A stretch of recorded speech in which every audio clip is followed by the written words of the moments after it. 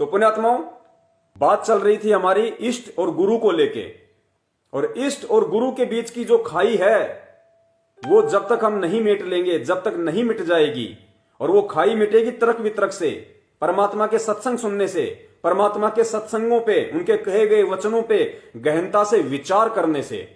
और विचार आज हमें करना पड़ेगा, नितांत आवश्यक है।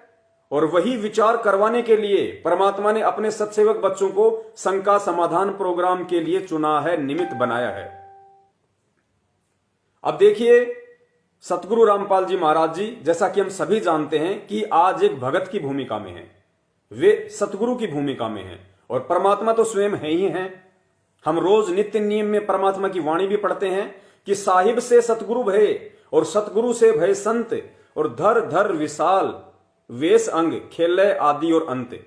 यानी स्वयं वो कबीर परमात्मा अपने बच्चों तक ये सत ज्ञान पहुंचाने के लिए, उन्हें अपनी जानकारी करवाने के लिए, उनसे सत भक्ति करवा के काल लोक से छुटकारा दिलवाकर सतलोक ले जाने के लिए, वो कबीर परमात्मा, वो साहिब से सतगुरु भय, वो कबीर परमेश्वर साहिब पूर्ण परमात्मा उस अपने साहिब वाले रूप से सतगुरु रूप में नीचे आए। सतगुरु होता है सच्चा ज्ञान देने वाला। साहिब से सतगुरु भय और सतगुरु से भय साध, सतगुरु से भय साध, साध यानी भगत। और ये तीनों अंग एक हैं। कौन से? साध, सतगुरु और साहिब। ये तीनों अंग एक हैं। गति कुछ अगम अगाध, बस थोड़ी थोड़ी सा उनमें अंतर है, वो हमने समझना है क्या अंतर है। साहिब रूप में परमात्मा सतलोक में बैठे हुए हैं, सहशरीर हैं, पूरी सृष्टि का पालन कर रहे हैं परमेश्वर, सारे ब्रह्मांडों का पालन कर रहा है परमात्मा सतलोक में बैठ के। उस साहिब रूप से परमात्मा सतगुरु रूप धारण करके अपने तेजोमय रूप को हल्का करके सतगुरु रूप में परमात्मा नीचे आते हैं ज्ञान देने के लिए। और फिर परमात्मा किसी एक पुण्य आत्मा का इस पृथ्वीलोक पे चुनाव करते हैं, उस आत्मा को अपना गुरु बनाते हैं, मुंह बोला गुरु बनाते हैं। क्यों बनाते हैं? एक भगत की भूमिका परमात्मा क्यों करते हैं? बार बार गुरुदेव ने बताया, भगत को यह समझाने के लिए कि भगत का अपने गुरु के प्रति क्या भाव होना चाहिए, कितनी श्रद्धा होनी चाहिए, भगत के क्या लक्षण होने चाहिए। वो एक उदाहरण पेश करता है परमात्मा कि एक अच्छे भगत में क्या लक्षण होते हैं, क्या क्या उसके गुण होते हैं, ताकि उसका सतगुरु उससे प्रसन्न हो और जल्द ही उसे वो वस्तु दे दे जिस वस्तु के लिए ये आत्मा युगों युगों से भटक रही है। तो साहिब से सतगुरु भय और सतगुरु से भय साध, ये तीनों अंग एक हैं, गति कुछ अगम अगाध। तो पुण्यात्मा, वर्तमान में परमात्मा मुख्यतः जिन दो भूमिकाओं में हैं, पहली भूमिका सतगुरु की, सन 1994 से परमात्मा नाम दीक्षा देने लगे, तो परमात्मा सतगुरु की भूमिका में, और दूसरी भूमिका परमात्मा की साध की, भगत की भूमिका। तो इन दो भूमिकाओं में रह के ही परमात्मा जब तक यहां रहेंगे, अपनी लीला करेंगे, तब तक अपना सारा सिस्टम वो देखेंगे। लेकिन वही परमात्मा जो सतगुरु रूप में है, साध रूप में है, वही परमात्मा है, वही साहिब है। इस बात को हमने उनके द्वारा दिए गए तत्व ज्ञान से खुद समझना पड़ेगा। वो परमात्मा जिन दो भूमिकाओं में है, वो अपनी भूमिका पूरी करेगा। पुण्यात्माओं, अगर किसी फिल्म के अंदर किसी भी हीरो या हीरोइन को अगर 1 करोड़ या 50 लाख रुपए मिलते हैं कि तुझे भिखारी का रोल करना है, तो उस फिल्म में वो चाहे बहुत बड़ा रईस होगा, बहुत बड़ा अमीर आदमी होगा, बंबई में उसकी बहुत बड़ी कोठियां होंगी, 1-1 करोड़ की गाड़ियां होंगी, लेकिन उस फिल्म में जो भूमिका करने के लिए उसको दी गई है, उस फिल्म में वो वही भिखारी वाली ही भूमिका करेगा। लेकिन फिल्म देखने वाले यहां से उसको भिखारी नहीं मानते, क्योंकि उनको पता है कि ये एक्टिंग कर रहा है, ये भिखारी नहीं है, ये बहुत बड़ा अमीर आदमी है।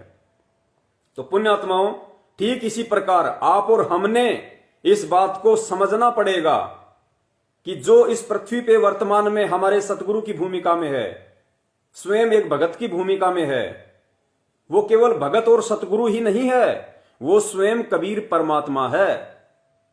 इस बात को परमात्मा ने अपने सत्संगों के माध्यम से हमें समझाने का खूब प्रयास किया। मालिक ने अपने सत्संगों में इतने संकेत किए, इतने इशारे किए, उन इशारों को आज हमने समझना पड़ेगा। ठीक है, हम नहीं समझ पाए, सभी के इतने मजबूत भक्ति संस्कार नहीं होते, लेकिन परमात्मा ने बताया कि साध संगति की जरूरत इसलिए पड़ती है कि तुम अपने उन संस्कारों को मजबूत कर सको।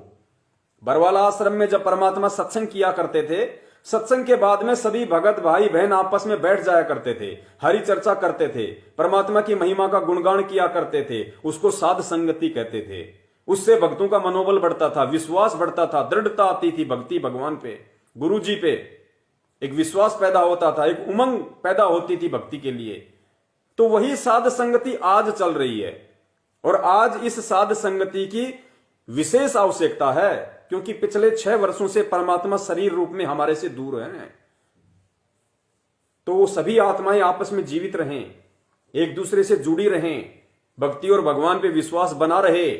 इसके लिए ये परमात्मा ने सार्वभौमिक आदेश दे रखा है कि जो पुराने भगत हैं, जिन पे परमात्मा ने अपने तत्व ज्ञान की थोड़ी बहुत दया कर रखी है, ये उनकी जिम्मेदारी है अपने भगत भाइयों को संभाल के रखने की, अपने भगत भाइयों को संपर्क में रख के और परमात्मा के विषय में जानकारी देने की, उनकी छोटी से छोटी और बड़ी से बड़ी शंकाओं के समाधान की, ताकि उनको कोई अड़चन पैदा ना हो, उनको कोई भी काल एजेंट, कोई भी भक्ति से दूर जो इंसान है वो उनको भ्रमित ना कर सके, परमात्मा से दूर ना कर सके।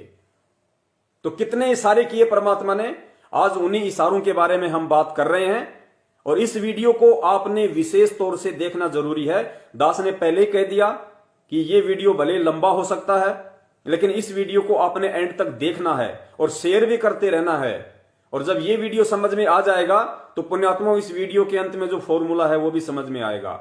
और भले ही आज हमारा वीडियो चाहे कितनी बार डिस्कनेक्ट हो जाए, पहले वाला डिस्कनेक्ट हो गया उसको हम जोड़ देंगे, अगर ये भी डिस्कनेक्ट हो गया हम तीसरा शुरू करेंगे लाइव, आप लोग तुरंत जुड़ जाना। आज हमने वीडियो कंप्लीट करना है तो करना है, चाहे काल भगवान कितनी भी बाधा उत्पन्न क्यों ना करे। तो परमेश्वर ने सत्संगों में अपने विषय में जो जानकारी दी है, जो संकेत किए हैं, आज हमने उन संकेतों को समझना पड़ेगा। तो देखिए, अगला जो संकेत दिया है परमात्मा ने सत्संग के माध्यम से, उसमें परमात्मा ने क्या बताया है। एक मुश्किल से 2 मिनट का सत्संग, और 2 मिनट के सत्संग में परमात्मा ने 4 टॉपिक इतने इंपॉर्टेंट बता दिए।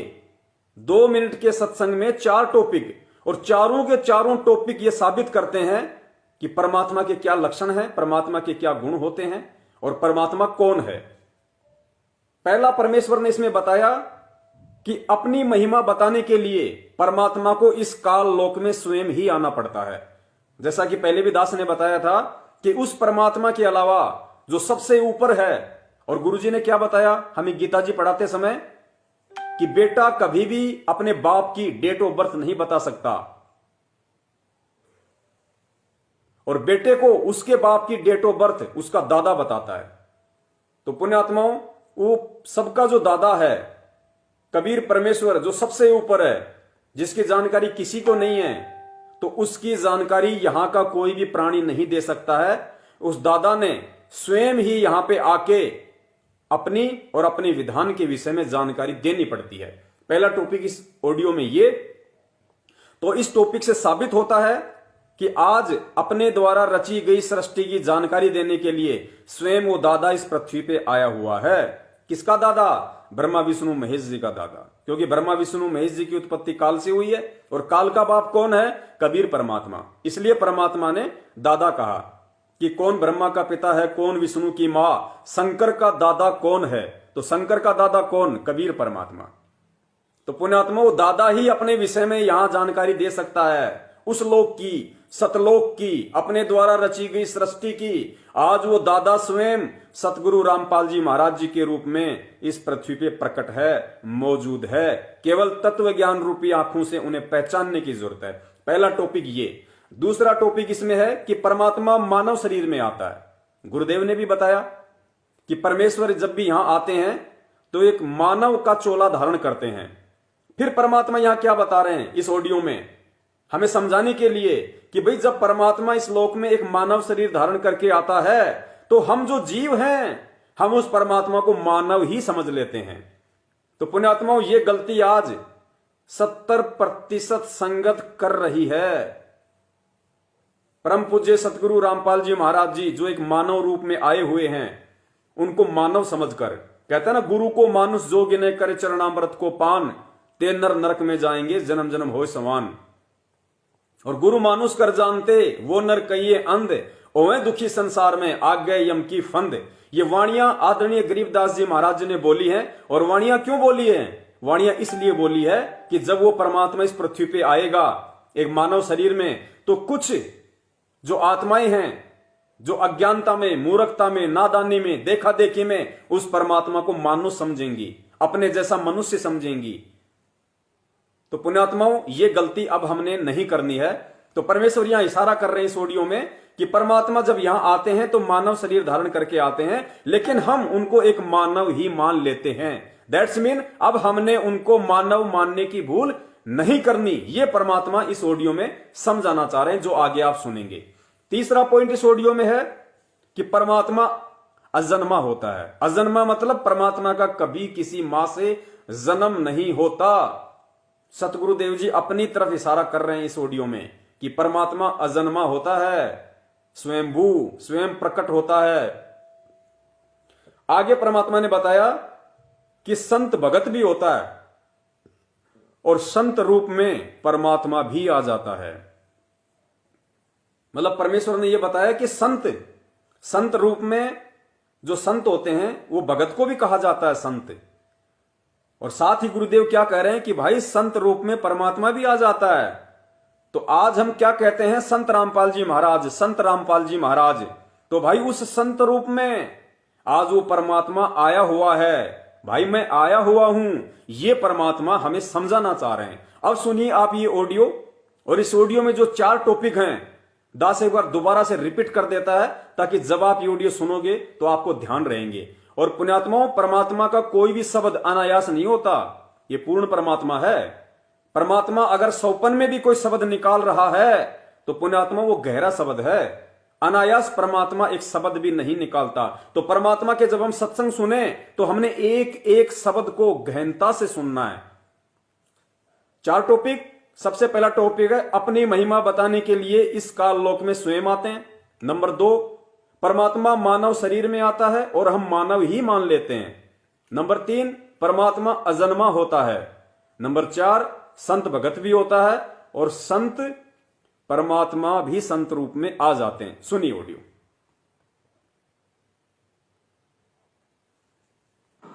परमात्मा स्वयं ही अपनी महिमा बताने के लिए इस काल के लोक में आते हैं और वो अपनी एक लीला करते हैं।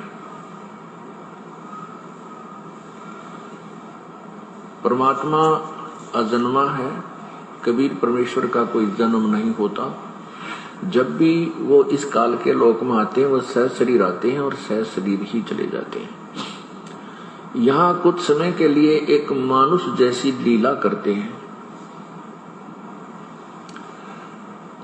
एक मनुष्य जैसी लीला करते हैं। मनुष्य का जीवन जैसे एक मानव अपनी क्रिया करता है, यहाँ वो ऐसी ही क्रिया करते हैं।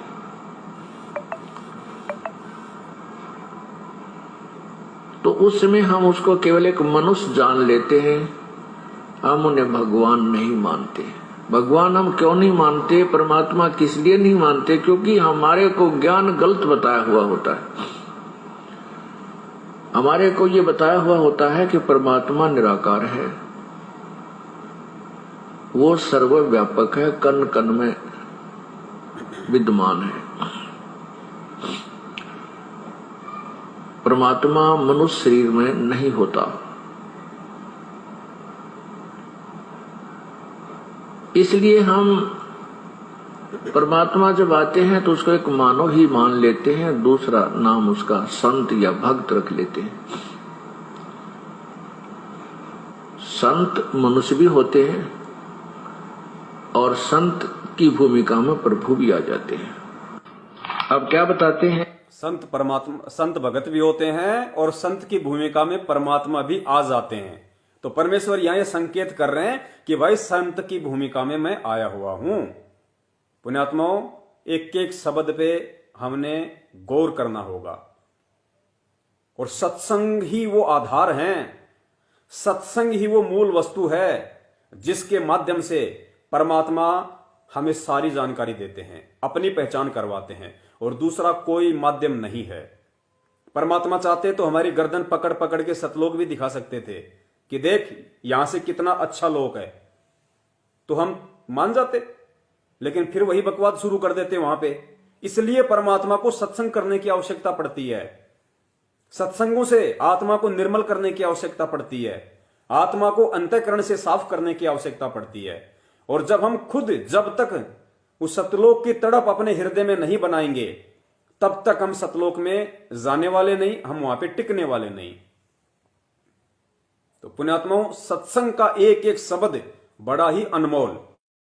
तन मन शीस ईस अपने पे, तन मन शीस ईस अपने पे, पहले में चोट चढ़ावे जब कोई राम भक्त गत पावे हो जी, जब कोई राम भक्त गत पावे हो जी। तन मन शीस ईस अपने पे, तन मन शीस ईस अपने पे, पहलम चोट चढ़ावे जब कोई राम भक्त गत पावे हो जी, जब कोई राम भगत गत पावे हो जी। भाई सतगुरु तिलक अजप्पा माला, युक्त जटा रखवावे, सतगुरु तिलक अजप्पा माला, युक्त जटा रखवावे। जत को पीन सत का चोला, भीतर बेख बनावे जब कोई राम भगत गत पावे हो जी, जब कोई राम भगत गत पावे हो जी। भाई लोक लाज मर्याद जगत की, तरण ज्यों तोड़े बगावे, लोक लाज